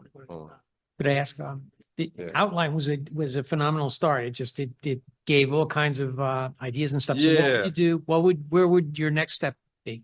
I would start asking the question. I'm gonna see if I could just log into ChatGPT real quick. So, okay, here we go. So, because I know chat.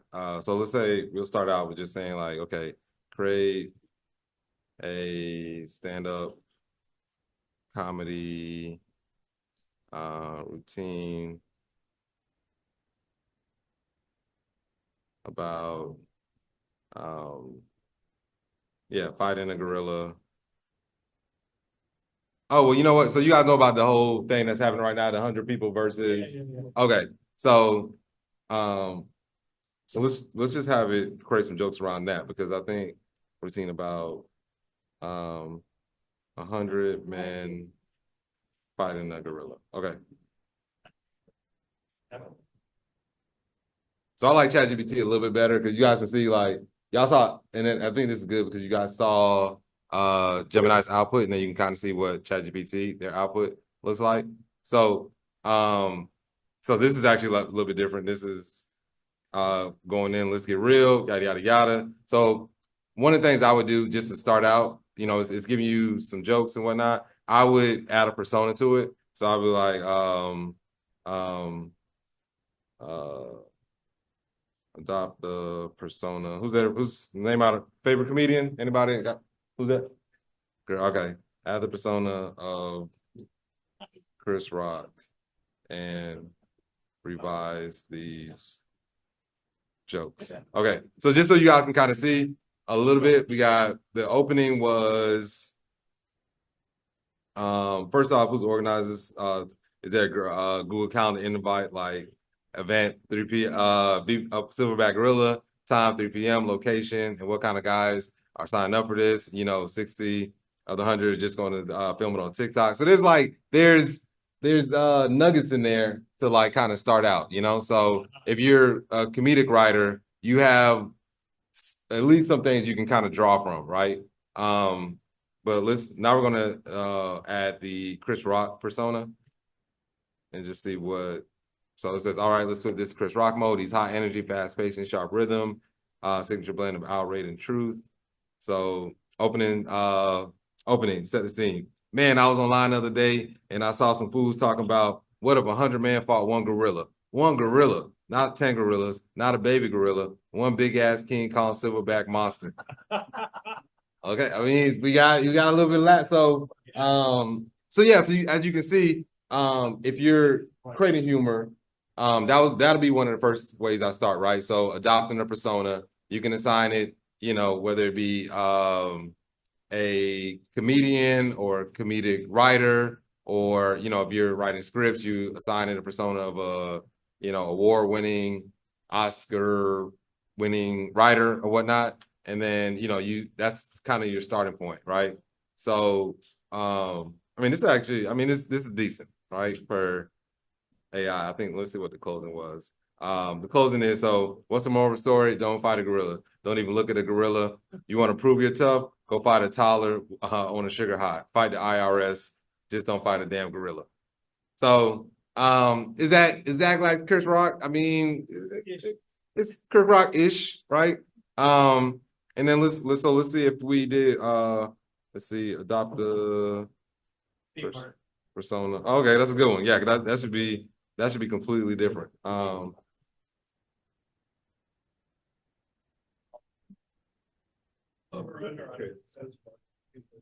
So Steve Martin is king of absurdity, clever wit, and the right amount of goofy sophistication, right? So his setup. So recently I found myself contemplating an important philosophical question. Not why are we here? Not what is love? No. Could 100 men defeat a gorilla in hand-to-hand combat? Now I know what you're thinking, Steve. Are these trained fighters? No, they're from Reddit. So so you got much different setup if you got, because we got 3 examples. So you had just a very generic chat GPT response. You got a response as Chris Rock, and then you got another response as Steve Martin. All right, so let me see. Is this a pro plan? So so some of the things that you can do from here, which which I love, right here it says like, do you want this adapted to a sketch or a monologue performance? Well, let's ask what it'll be like. Let's say turn it into a let's say SNL type sketch. Oops. What characters we want? Any celebrities we want in there? Featuring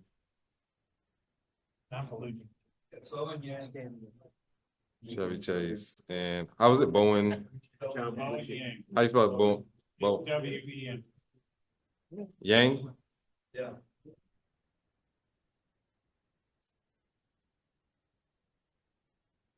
So this one, it gave us 2 different responses. And as you can see here, it started to write it out in script format, which is really cool. So, if you can from there pull up Final Draft, you can pull up any script writing software, and it'll essentially make that, and they actually added a sketch in there. So normally when it does this, it allows you to pick which one you prefer.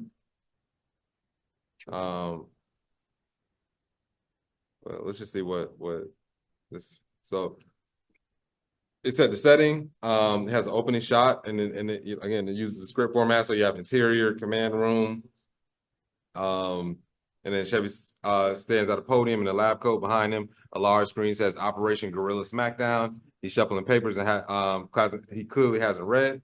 Chevy Chase, gentlemen, we have 2 women have immediately left once they heard the plan. We're gathered here today to discuss humanity's most ambitious and most stupid undertaking: 100 average man versus 1 gorilla. Dramatic music sting, and then it goes into Bowen Yang doing that. So let's just let's just say we take this. Just some cool things you can probably do with these large language models. So now that we kind of have a sketch, there is a canvas. So let's ask it to create a movie poster based on this sketch. Because you guys are familiar now, ChatGPT has they updated their image model. So now they can make really cool images. So you can make a movie poster from here. And once it does that, a lot of images are being created. This might take a while. Okay, so because this is the pre-plan, it'll take a little while to process. But let's say we want to take this further. We love this idea, and we want to create a script around it. Let's turn this into a film. Okay, so let's say adopt the persona of, say, Christopher Nolan, and write a log line for a dramatic romance action horror thriller.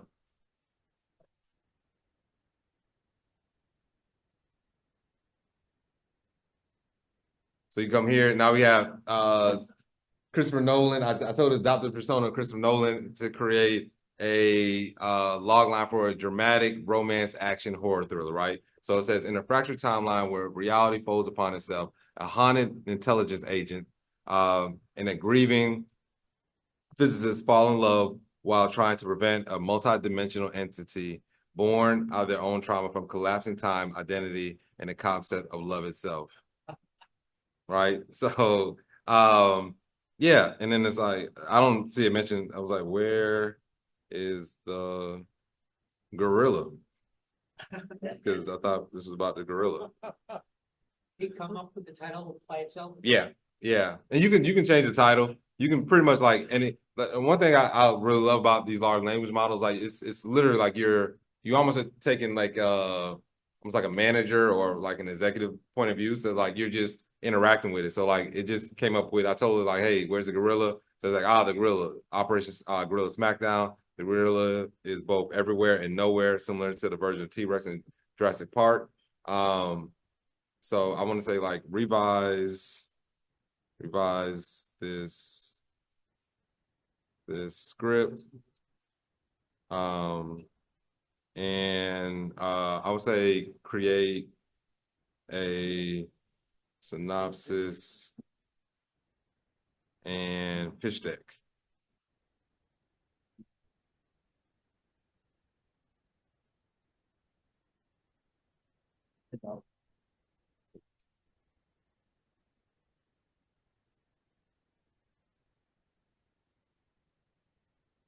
So Operation Guerrilla Smackdown, when an elite yet wildly unqualified task force of 100 civilian volunteers is assembled to subdue a rogue silverback gorilla, chaos erupts. Led by a bumbling former military advisor, Chevy Chase, and a fashion-forward, tactical, unpredictable Lieutenant Bowen Yang, the operation descends into a jungle showdown of egos, idiocy, and unexpected heroism. As Marvin, the gorilla, proves to be smarter, stronger, and possibly more emotionally mature than his pursuers, the line between man and beast hilariously blurs. Operation Guerrilla Smackdown is a high-octane, assertive action comedy that parodies blockbuster war movies and disaster flicks while serving up biting satire about toxic masculinity, groupthink, and internet bravado.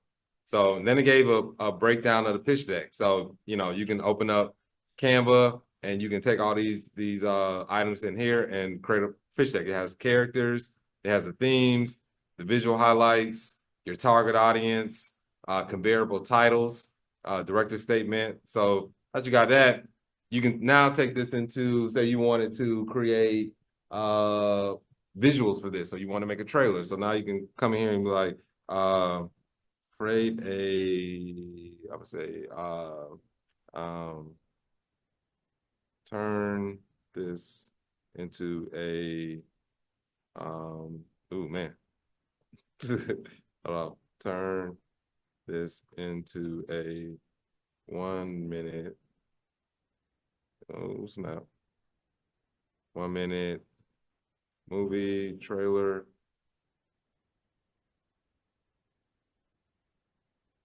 And then as you see here, it creates a 1 minute trailer with timestamps. So, you have exactly what you want to put into text. You got the Bowen Yang comes out. He's not just a gorilla, he's a Leo. Then, you see all everything that needs to come up there. So then you can come here. I prefer to use Midjourney as my my image generator. So I can say, create Midjourney prompts for this trailer. Oh, Midjourney is fine.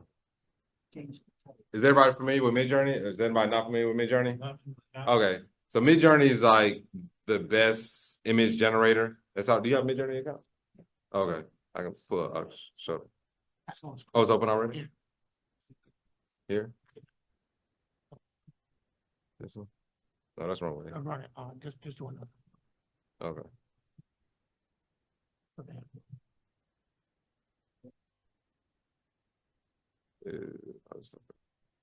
I'm so used to putting them on. I'll have to type this like alpha. Oh, that's open. Yeah.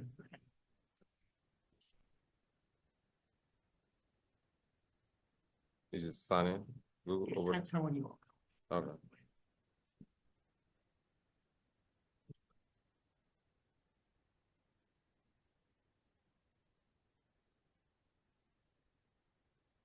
So Midjourney is currently the best image generator.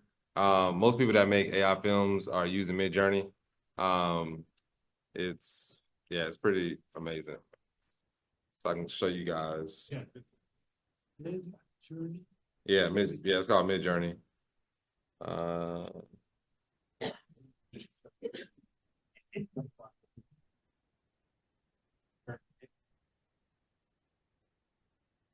Do it again.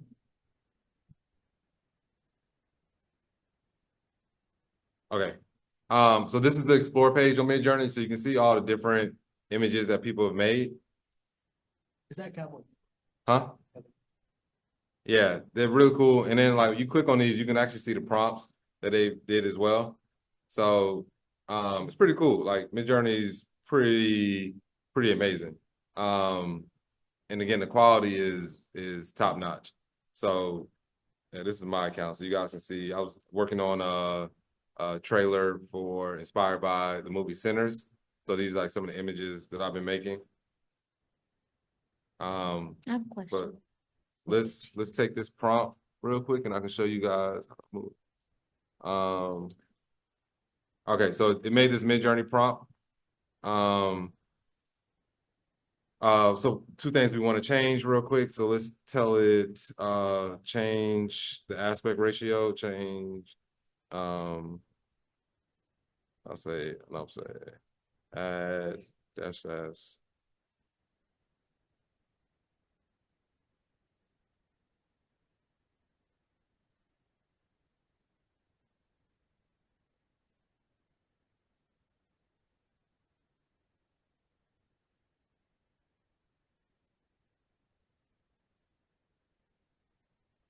Okay. So basically what I told it to do, in Midjourney, they have a bunch of parameters, and I don't know, we probably can't go through all the parameters now, but you can just put in a regular prompt when you create something in Midjourney, but the parameters are where it really shines. So right here is like chaos. Chaos allows you to like it's a value from 1 to 100, and you can take a regular image and then press chaos, and it like completely flips it. AR is the aspect ratio, so you can 16:9 if you're doing something more cinematic, or pretty much if you're doing something for like socials, you go 9:16, yada yada yada. Style raw is, changes the style of it, and then you can do V whatever. V 1 through 7. These are the current versions of Midjourney. In fact, let me just show you real quick. So say a gorilla. What was it, at a gas station? Is that what we're doing? So I'm gonna do this, and then I'm gonna do one like that, and I did version 6. I don't know why I was doing version 6 by default. Oh, that's why.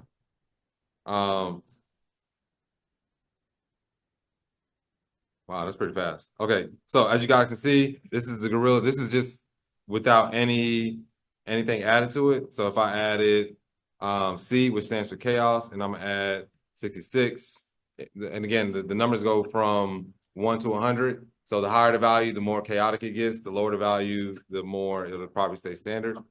You guys can just see the difference. Let me go up to 99. And then what other parameters they got? Another parameter they have is called weird. So weird goes up to 3,000, I believe.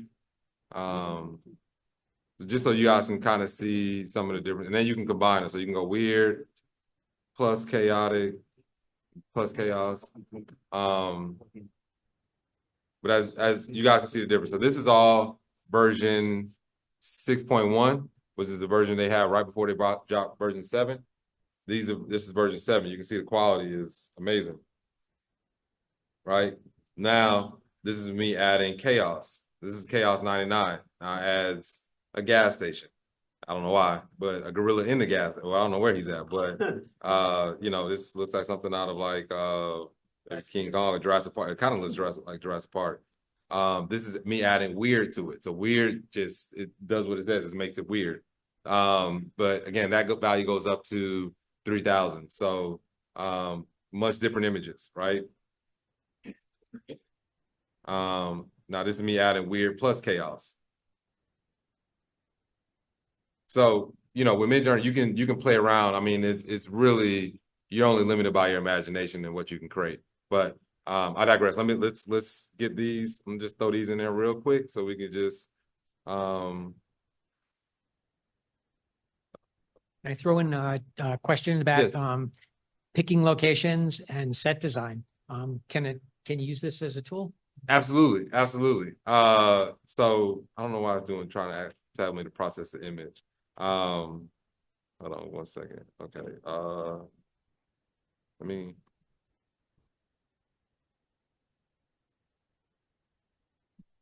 Say these prompts are great, but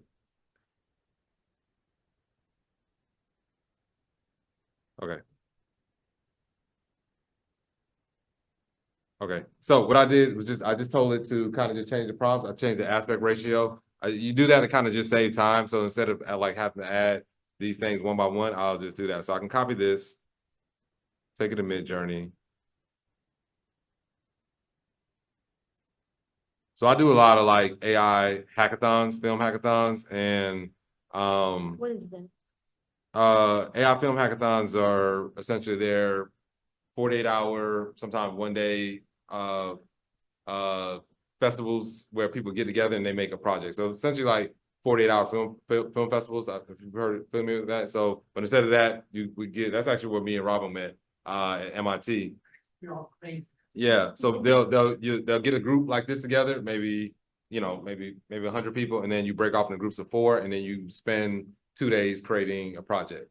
So they'll give you like a theme, and you just make whatever it is, and then they show it at the end of the, so you essentially got 2 hours or 2 days to make a full film or whatever. I did one in April where we literally had like 2 hours to make one. But in doing that, we don't have a lot of time, so we have to kind of like find ways to enhance our workflow. So I use these tools to kind of just be able to save time and like, get something done pretty fast. So, but normally, if you want to, you would just do all this manually, go to Midjourney or whatever image generator you like and take that and create it. But I'm gonna just. Sometimes they give you a restriction because they say the programs. They say the sponsors, as they gave the seat, whatever. They sponsor the hackathon, so you gotta use their program. You gotta run that program and come up with something. I think 2 days. Do you win something? Do it good enough? Yeah. Actually, I have a bunch of stuff. I have one I did at MIT this year for Dance and Light, which was selected globally for. All right. I can show you guys it. I think that's enough. I don't know how consistent these are though. So these are kind of all over the place. So so I would go back and like tell her like, hey, we need to make this more, because if you guys look at these images, they're kind of all over the place. But it's a good starting point. So we would come here. You guys can see here's a bunch of images that from this chat that we had with ChatGPT generating these images from Midjourney. And now we have like images of the gorillas. It gave us this one with like I guess these are men behind it. Want to fight it is a gorilla. I guess I'm sorry. Banana falling to the floor. These are model warriors. I guess model. I don't know what that's about.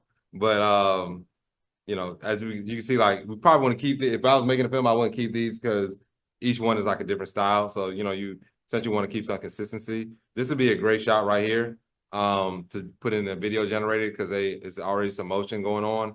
They're running, and this would be like them attacking. So if I can just pull up do you have runway on here, Robin?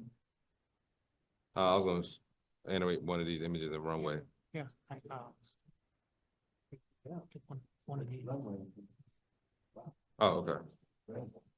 See if my thing is finished. So,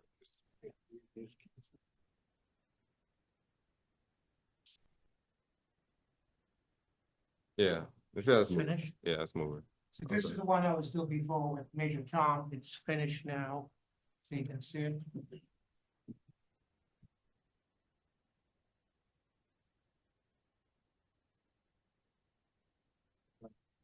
I have two questions. Mhm. So the first question for the Midjourney or any of the generated picture websites, can you use your own pictures and then have them? Yeah, okay. The second question, I don't know if you would know too much about, but with all the different, I guess, like different, like, you know how there's like for every different part of the movie industry or the TV and film industry, they have groups that represent different facets of them. Do you know if they're currently trying to figure out ways to like maybe reduce AI work within TV and film so that the people that are protected under these different yeah, guilds, thank you. The people that are protected under these guilds will not lose their jobs, or are they working on things like that? I'm sure they are. But I wouldn't be the best one to answer that. To me, AI gives you more power, because I'm a one-man band. I'm a producer, director, music composer, editor. So for me, it empowers me. Yeah, it's just like be very creative. How you make money out of it. Yeah, you can, just on your channel, you put it on YouTube, because I'm gonna fix you that. Yeah. So unfortunately, we Yeah, I was reached gonna be respectful of time, sorry. end of our time here this evening, and I think we're going to wrap it up. Bill, I think, has one last question. Okay. So we're going to go for one last question, and then we're going to make our ending. All right. Well, Hey, Bill. Hi, I'm William, actually. Oh, Send the wait. bills to accounting. Okay. Okay, but the deal is, how do you actually record this stuff? I can see it on the screen. I can see these images going by. But if you want to use this and put it into a production or something of your own, how do you record it? Do you have like a screen recorder that's coming out HDMI and you're recording it on the side and then you edit that down? Or how does that work? Well, I use a traditional video editor. So I use Adobe Premiere to edit. So once you, like I was gonna show you guys, once you make this, well, I'll just use Robin's image. You can download this video right here. Yeah. And then, oh gosh. Like an MP4 or something? Or? Yes, yeah. Okay. So you can download it. Yeah. AI on one Yeah. So once you download it, you can take it into Adobe Premiere or whatever editing software you use, and then it's essentially just like you're making a film. You just stack the clips in your right. Right. So yeah, so I think for a lot of filmmakers and creators right now, this is a really good time, because now you can essentially come up with something and ideas you guys just saw with this guerrilla prompt, and then just storytell, in your own particular way. And then there's a lot of within Runway. I mean, pretty much all the tools now, they have lip sync tools. So you can literally just record your face talking, and then it'll put it into whatever character that you generate. So just 4K or? Yeah, you can export in 4K. Yeah, and then they have upscalers such as like Topaz Labs that'll upscale it. I know it does an 8K. It might go further than that now, but yeah, you can do a lot. So thank you for your time, everybody. I really appreciate it. And that concludes our evening's program. Thank you for joining us.